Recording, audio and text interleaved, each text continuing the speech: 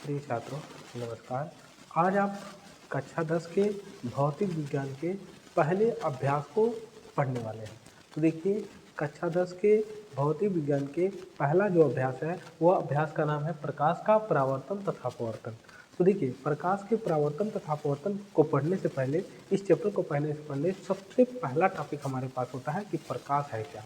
प्रकाश क्या होता है, प्रकाश का गुण क्या होता है। तो देखिए, सबसे पहले हम ये जानते हैं कि प्रकाश क्या है। तो देखिए, प्रकाश क्या है, तो प्रकाश एक प्रकार की ऊर्जा है। प्रकाश एक प्रकार की ऊर्जा होती है जो हमारी आंखों को संवेदित करती है।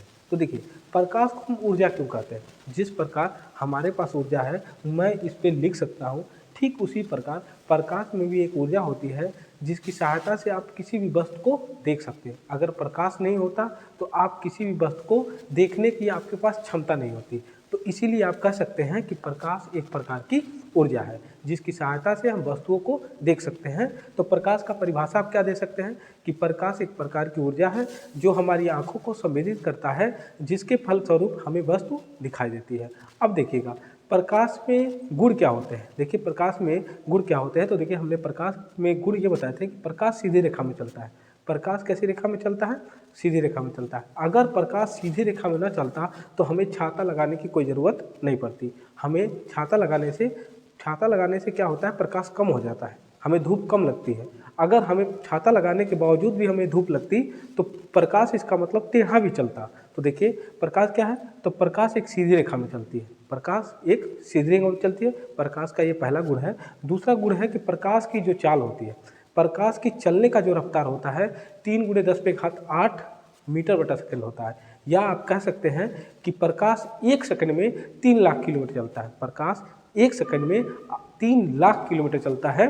तो देखिएगा, अगर इस रफ्तार से अगर कोई चीज़ चलने वाला हम बना लें, अगर इस रफ्तार से कोई चीज़ हम चलने वाला बना दें तो हम चंद्रमा पे 1 से 2 सेकंड में पहुंच जाएंगे। तो देखिए, प्रकाश की चाल होती है 3 × 10⁸ मीटर बटा सेकंड होती है, या किलोमीटर में कहेंगे तो 3 लाख किलोमीटर कहेंगे। फिर देखिए, प्रकाश केवल पारदर्शी माध्यम में ही चलता है। प्रकाश केवल पारदर्शी माध्यम में चलता है, अपारदर्शी माध्यमों में नहीं चलता है। अपारदर्शी माध्यम का मतलब ये होता है, जैसे ये दीवार है तो दीवार में आप प्रकाश चलाएंगे तो दीवार के अंदर प्रकाश नहीं चलेगी। तो प्रकाश क्या होता है, प्रकाश केवल पारदर्शी माध्यम में ही चलता है। प्रकाश स्वयं नहीं दिखाई देता, प्रकाश स्वयं नहीं दिखाई देता। देखिए, हमने प्रकाश उजाला हुआ है लेकिन हम प्रकाश नहीं देख पा रहे हैं, लेकिन यह दूसरी वस्तुओं को देखने में सहायता प्रदान करता है। प्रकाश क्या होता है, प्रकाश विभिन्न माध्यमों में प्रकाश की चाल भिन्न भिन्न होती है। विभिन्न माध्यमों में प्रकाश की चाल भिन्न भिन्न होती है। इसका मतलब क्या है कि प्रकाश, देखिए, निर्वात में प्रकाश की चाल सबसे अधिक होती है, वायु में प्रकाश की चाल उससे कम होगी, द्रव में प्रकाश की चाल उससे भी कम होगी। तो आप कह सकते हैं कि प्रकाश की जो चाल होती है, विभिन्न माध्यमों में प्रकाश की चाल भिन्न भिन्न होती है। फिर हमारे पास होती है, देखिएगा, प्रकाश विद्युत चुंबकीय तरंगे होता है। मतलब प्रकाश के अंदर विद्युत और चुंबकीय तरंगे दोनों की गुण पाई जाती है। ये आपको क्लास 12 में पढ़ना होगा कि प्रकाश में विद्युत चुंबकीय तरंगे होती है। विद्युत चुंबकीय तरंगे होती है मतलब प्रकाश में विद्युत और चुंबकीय दोनों के गुण पाए जाते हैं।